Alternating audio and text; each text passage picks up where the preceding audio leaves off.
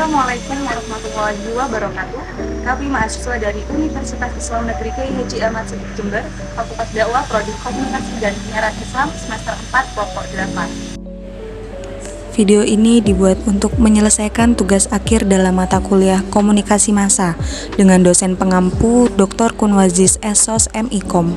Kami dari kelompok 8 terdiri dari 2 anggota kelompok yang masing-masing bekerja sama dalam memenuhi tugas dengan judul materi Etika Komunikasi dan Media Literasi.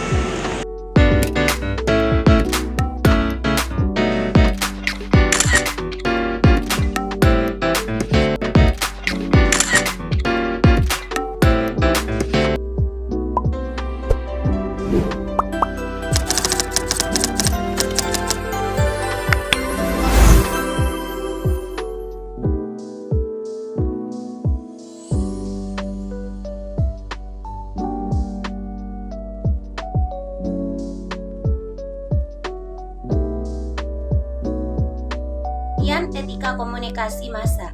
Etika adalah ilmu tentang baik dan apa yang buruk. Nah, etika juga dapat diartikan sebagai seperangkat prinsip moral yang mengatur perilaku dalam tindakan manusia dan juga masyarakat. Dalam konteks ini, etika berfungsi sebagai pedoman moral yang menentukan apa yang seharusnya dilakukan dan apa yang seharusnya tidak dilakukan. Nah, komunikasi massa berasal dari bahasa Inggris communication sebagai kependekan dari mass media communication, yang artinya komunikasi yang menggunakan media massa. Massa mengandung pengertian orang banyak. Mereka tidak harus berada di lokasi tertentu untuk berkomunikasi. Mereka juga bisa di lain tempat untuk berkomunikasi. Komunikasi dapat tersebar di berbagai lokasi dalam waktu yang dapat memproses pesan-pesan komunikasi yang sama. Komunikasi massa adalah komunikasi yang ditujukan kepada halayak luas atau masyarakat umum dengan menggunakan media sebagai saluran komunikasi. Nah, etika komunikasi massa bisa disebut juga dengan etika pers. Nah, yaitu ilmu tentang peraturan-peraturan yang mengatur tingkah laku pers atau yang seharusnya dilakukan oleh orang-orang terlibat dari kegiatan pers tersebut. Sobur mengatakan, etika komunikasi massa adalah filsafat moral yang berkenaan dengan kewajiban-kewajiban pers dan tentang penilaian pers yang baik dan pers yang buruk, pers yang benar dan pers yang salah. Dengan kata lain, etika pers adalah ilmu atau studi peraturan-peraturan yang mengatur tingkah laku pers atau yang seharusnya dilakukan oleh.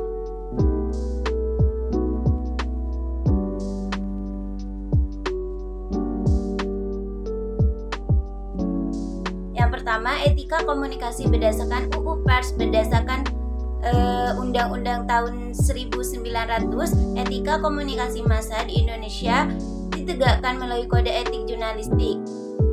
Nah, tidak bisa dipungkiri bahwa di era digitalisasi membidani lahirnya ratusan atau bahkan ribuan pers baru, mulai dari pers platform media cetak, media elektronik, sampai dengan media pers independen, lebih kental disebut dengan netizen. Peningkatan kualitas entitas acak ini diiringi dengan peningkatan kualitas pers sering mengabaikan kode etik jurnalistik. Bahkan pernah muncul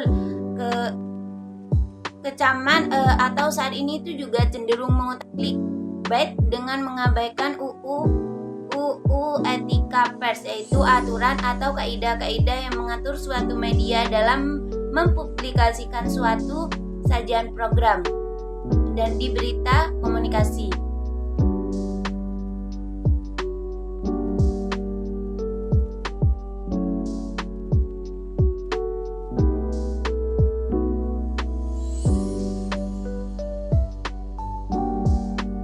Yang kedua, etika komunikasi berdasar penyiaran. Etika komunikasi massa merupakan aspek penting dalam penyiaran yang diatur oleh Undang-Undang Penyiaran di Indonesia. Undang-undang tersebut menetapkan pedoman perilaku penyiaran bebas. Beberapa asas seperti asas kemanfaatan, keadilan, kepastian hukum, kebebasan, dan juga tanggung jawab serta keberagaman. Dalam konteks ini penting untuk memahami bahwa komunikasi massa juga berkaitan dengan fungsi pelayanan publik yang sehat dan layak bersiaran menggunakan frekuensi publik. Dalam praktisnya, etika komunikasi massa juga berkaitan dengan pelaksanaan UU ITE dan penerapan hukum media penyiaran serta standar program penyiaran tersebut. Nah, seperti pedoman perilaku penyiaran, fungsi pelayanan publik, pelayanan UU ITE, dan standar program siaran.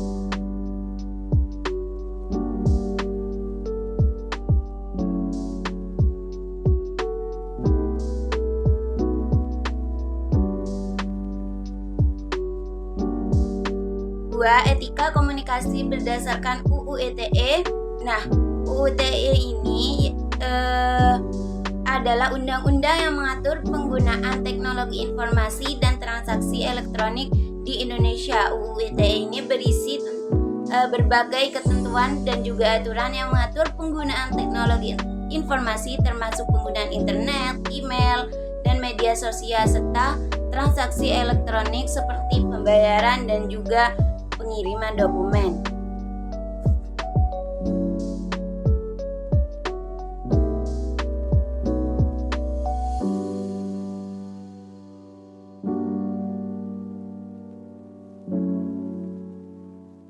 Etika jurnalistik ini mencakup prinsip-prinsip dan juga pedoman perilaku yang harus diikuti oleh para wartawan dalam menjalankan tugas jurnalistik mereka. Ini juga mencakup aspek-aspek seperti etika dalam kajian komunikasi dan juga etika dalam media online. Dengan demikian, kode etik jurnalistik ini memegang peranan penting dalam menegakkan etika komunikasi dalam praktik jurnalistik. Nah, di sini ada salah satu pasal yang dimana bunyi pasal tersebut adalah wartawan Indonesia bersikap independen, menghasilkan berita yang akurat, berimbang, dan juga tidak beritikan.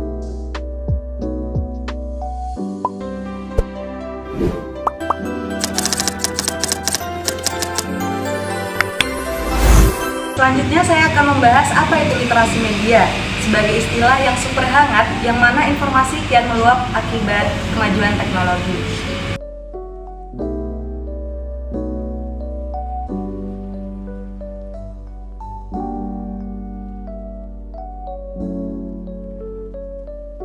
Apa sih itu literasi media?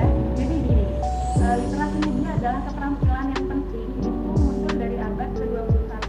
Literasi media juga dapat membantu kita membentuk kerangka pikir dan tindakan untuk mengakses, menganalisis, mengevaluasi, dan memproduksi pesan dalam berbagai platform media, mulai dari media cetak, video, internet, hingga media sosial.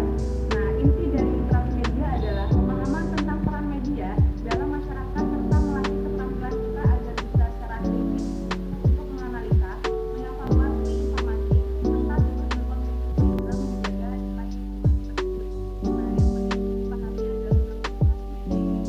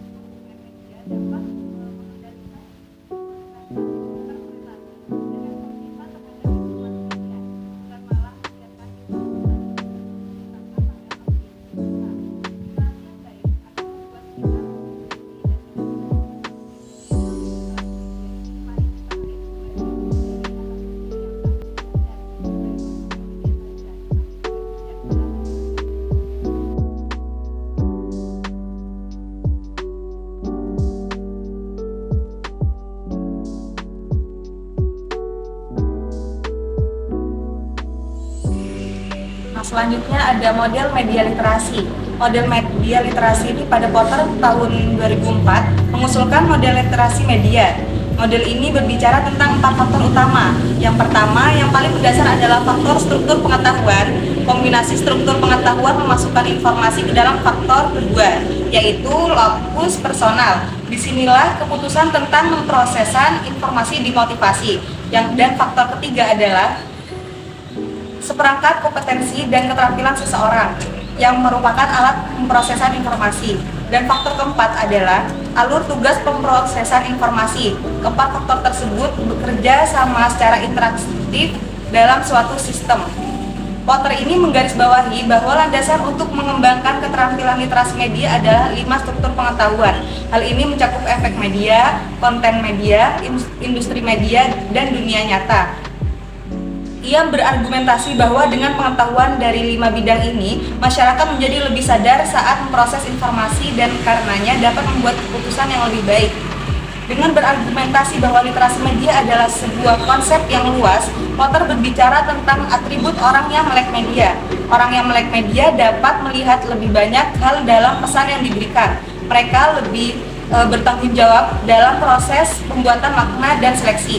Hal ini meningkatkan kontrol. Mereka lebih mungkin mendapatkan apa yang mereka inginkan dari pesan-pesan tersebut.